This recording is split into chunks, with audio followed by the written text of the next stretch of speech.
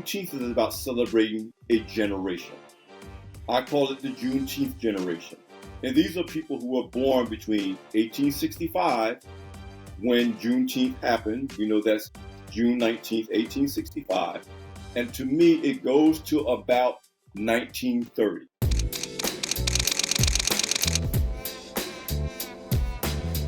Again, this is Alfred Edmond Jr., Senior Vice President and Executive Editor at Black Enterprise.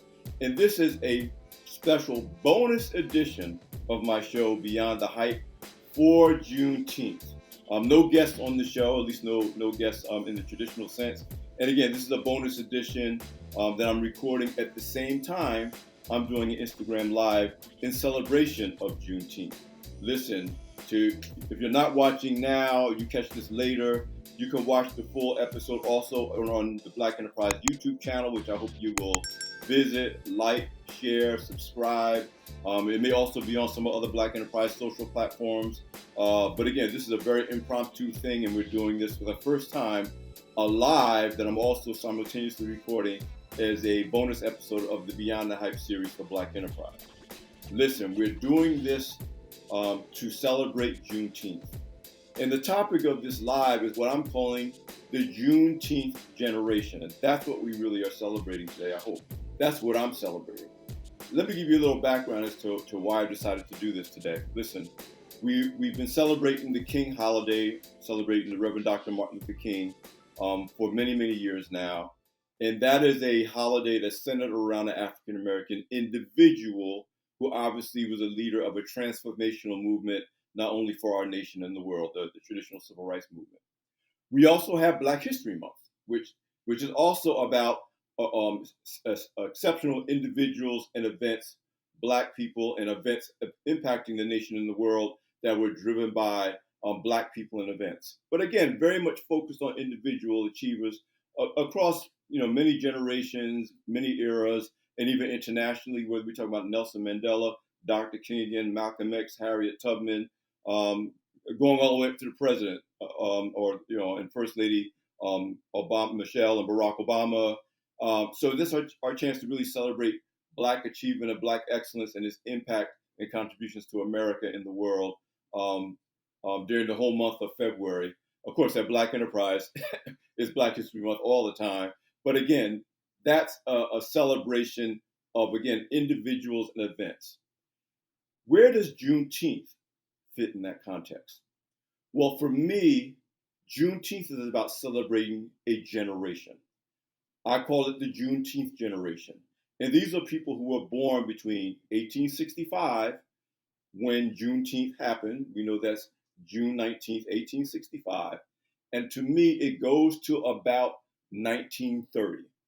Now, we are accustomed to celebrating generations, if not as an official federal holiday, but many people know, and I have parents who were from the World War II generation, the silent generation, those heroes who didn't talk about what they did, they just went out and did it. And we hold the World War II generation in very, very high esteem. Well, I submit to you that the Juneteenth generation is very similar to that. People who either couldn't talk about what they went through or wouldn't talk about what they went through. They just went about the business of doing what they had to do for their families, for their communities, and to move Black people forward and ultimately our nation forward. And that's who I celebrate for Juneteenth.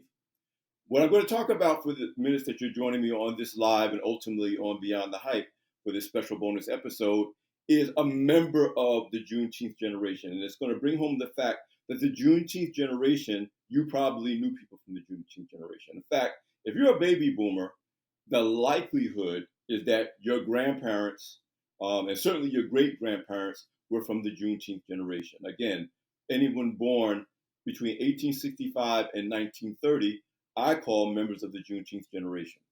Now, the person I'm going to introduce you to, who is my hero, even though there's more than one, of the Juneteenth generation. And again, many of these people aren't famous names. They're not going to be the people that you hear about or read about necessarily on Black History Month or see on social platforms or see the documentary series on television or streaming.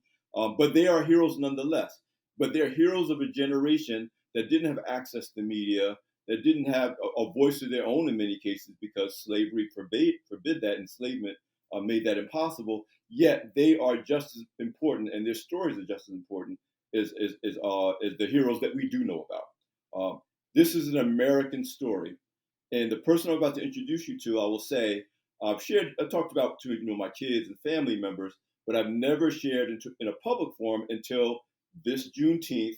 I was invited to Columbus, Ohio, by Nationwide for their internal Juneteenth celebration that they did with their associates and employees inside the company.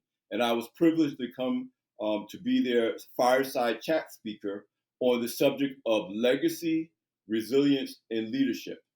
And the person that I introduced to them as part of my talk is who I'm going to introduce you to, who is a member of the Juneteenth generation. And that person is my grandfather, Adam Marshal Edmond, born in 1910. He's shown here in this picture with me. He was 95 years old. And I'm going to tell you a story about him that kind of illustrates what Juneteenth and that generation should mean to all of us. And I don't mean just Black people, but certainly to Black people, and why we need to honor them as a generation, not necessarily as an individual, not Juneteenth as just another historical event, but a generation that still is transforming our country, because this is a generation that's only 1 or 2 or 3 generations removed from us. My grandfather, Adam Marshall Edmond, was born in 2010 in North Carolina. 1910, in North Carolina, which means he was born as part of the first generation of Black people born post the Emancipation Proclamation. His parents, Mother Mary Frances and Father Samuel, were born during enslavement. So you're talking about the first generation of African Americans born to this Juneteenth generation. Why is that important? I'm going to tell you a story that was told to me when I was just joining Black Enterprise. I had literally just joined Black Enterprise in 1987. My first feature assignment as a newly hired editor at Black Enterprise was a story that was about 2 Black executives at Coca-Cola, Carl Ware and Chuck Morrison. It ran in our June 1987 issue of Black Enterprise. If you guys that collect old issues of Black Enterprise, you can dig that story up. The title of the story was "These Guys Don't Blink." Now, my grandfather, who was born in 1910, eventually settled in New Jersey, Matawan, New Jersey, and had established a career as an ordained minister. He was an ordained minister and pastor throughout his whole career. And him and my grandmother, Nana, the Nana and Pop-Up, but Adam Marshall and Lily Edmond, settled in Matawan, New Jersey, where he became a very respected and esteemed faith leader in New Jersey, and obviously a larger-than-life presence in the lives of me and my cousins. I'm one of 12 grandchildren in New Jersey that knew them as Nana and Papa. Suffice it to say, just a great man of God, a great family of God, couple of God. I mean, my Nana was the first lady of first ladies. Just a very prominent member of the community. In 1984, they retired to Gainesville, Georgia, where they continued to be active in the community. My grandfather became a member of the ministerial staff of First Baptist Church down in Gainesville, and they continued their life. This is back in 1984. So fast forward to 1987, I am now in my first year at Black Enterprise. Now, my grandparents was proud of all of their children and all of their grandchildren, and never failed to let us know how proud they were of the things that we accomplished. But on my first assignment that I talked about, I had to go to Atlanta to interview these 2 Coca-Cola executives. I decided to stay overnight and visit my grandparents, who I hadn't seen since they had retired to Georgia. And Gainesville is not that far from Atlanta. So I went and spent the night with them, had a great time. Of course, I got spoiled and doted and fed and about their grandson, Junior. Everybody who knows me growing up calls me Junior. Coming to visit them, and he's got this great job at Black Enterprise, and he's a successful young magazine editor and journalist on the come up. Fast forward to they're driving me back to Atlanta to the airport to catch my flight back home to New York. And I can look at my grandmother as my grandfather's driving to non-verbally get permission to share with me what I'm about to share with you. And he granted her his permission, and she proceeds to tell me that their pride in me, at me being hired by Black Enterprise, newly hired, and being the editor of a prominent magazine. It was my second national magazine hire because I was in a magazine called Modern Black Men before that. Was about more than just being proud of their grandson. And it's at that point that my grandmother reveals to me that my grandfather spent most of his life functionally or semi-literate. I repeat, functionally or semi-literate. He didn't formally take reading classes until after he turned 74, after they had retired to Gainesville, Georgia, and he took reading classes at the local community center in Gainesville. And this wasn't a special class for seniors. He was sitting in that class as an established community member, as a prominent faith leader at age 74 with teenagers who were learning to read or getting remedial reading training, et cetera, et cetera. And for them, to him going from him being semi and functionally literate to having a grandson who was an editor on the staff of a prominent national magazine was overwhelming to them and ultimately overwhelming to me for me to understand what it meant to them to have educated grandchildren, educated children who achieved in any number of spheres, and in their case, they're talking about me as a national magazine editor, just getting hired by Black Enterprise. This is important because what I want you to take away from this is my grandfather and my grandmother represented a generation. And by the way, my grandfather lived until 98. I showed you the picture of him and he was 95, but he just missed by a few months seeing Barack Obama receiving the Democratic nomination for president of the United States, and ultimately we know he got elected to 2 terms. Appreciate what that means to go from a child of enslaved parents, illiterate, semi-literate. You got to know my grandfather was orphaned at a very young age. He was a twin. Twin runs on the father's side of my family. His twin brother, Alfred, died when they were 6. Alfred is my namesake, and my father's namesake, obviously, because I'm a junior. Adam is my middle name. Adam, because of my grandfather's first name. My father's middle name, obviously, is Adam. My middle name is Adam. And my son, David Adam Roberson Edmond. And then his son is named after him. So that Adam name carries through 5 generations. Again, legacy, leadership, and resilience. Here's another little punchline. Just before I went on set to do this fireside chat at Nationwide, and I didn't even remember to say this to the audience when I went on stage, I got a text from my son and his wife about my grandson, who just stepped up in pre-K.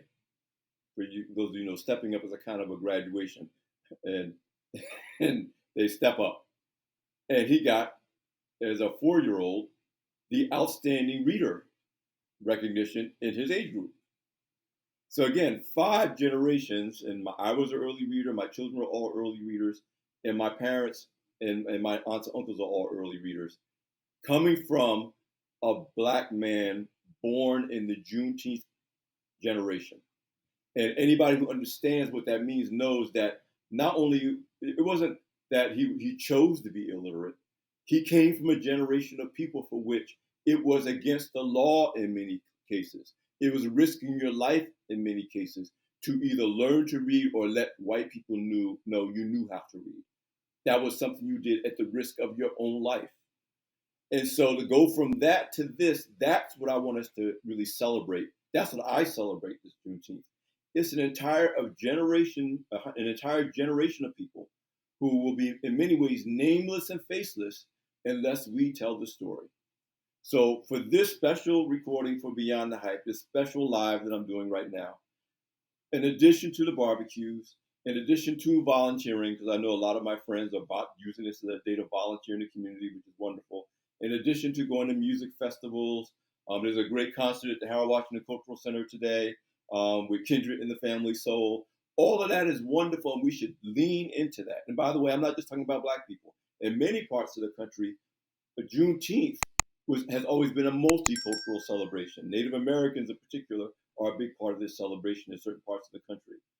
I didn't learn about Juneteenth until I graduated from college because we didn't celebrate it in New Jersey, but I worked for a Black newspaper in Brooklyn where many Brooklynites are from the South and the Southwest. And I started speaking at Juneteenth festivals representing what was then Big Red News, and that's how I learned about Juneteenth. But I'm urging you, in addition to all of the well-established traditions and new traditions around Juneteenth, I am urging you and inviting you, identify members of the Juneteenth generation. Yes, many of them have passed away, but we know they all haven't passed away. They were born between 1865 and 1930. They may be older, but they would be older. But let's say they passed away. Take the time to delve into the history of your family, the history of Black people in your community, your grandparents, your great-grandparents. Understand what they did to lay the groundwork and the framework for the people we celebrate during Black History Month, to lay the groundwork and the framework for us having a King holiday today, to lay the groundwork and the framework for all the progress that we've made that led to the election of a Black man as president of the United States, that led to a Black woman running for vice president and president, becoming vice president and running for president.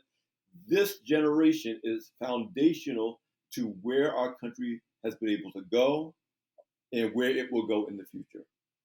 So listen, I just wanted to tell this story, again, telling it during my fireside chat conversation at Nationwide yesterday. Was my first time talking about it publicly, even though I've told this story in conversation with friends and relatives. This is Adam Marshal Edmond, my grandfather, a member of the Juneteenth celebration. I celebrate him and my grandmother, Nana Lily Edmond, and their parents, or at least his parents, Samuel and Mary Frances Edmond, because that's who we're celebrating for this Juneteenth, what I call the Juneteenth generation. Again, these people aren't going to be on social media.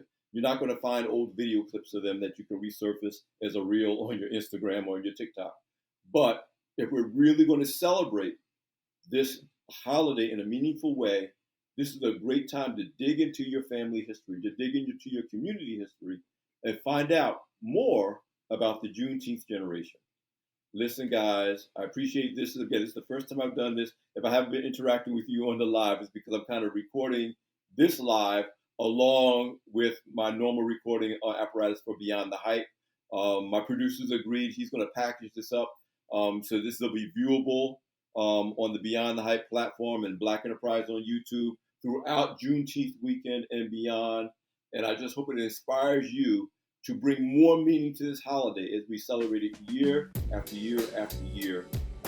But use this as an occasion to learn about, educate, tell our children and their children and their children about the Juneteenth generation, again, born between 1865 and 1930.